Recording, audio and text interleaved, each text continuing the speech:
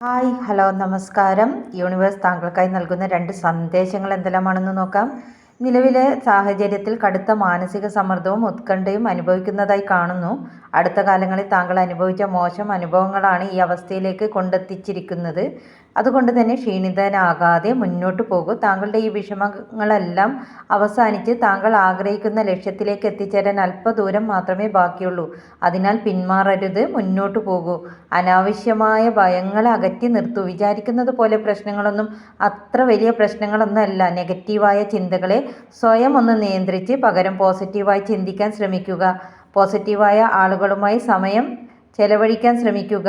താങ്കൾക്ക് പോസിറ്റിവിറ്റി തരുന്ന അടുത്ത സുഹൃത്തുക്കളോ അല്ലെങ്കിൽ കുടുംബാംഗങ്ങളുമായി വിഷയങ്ങളെ ഷെയർ ചെയ്ത് ഒരു സൊല്യൂഷൻ കണ്ടെത്താവുന്നതാണ്.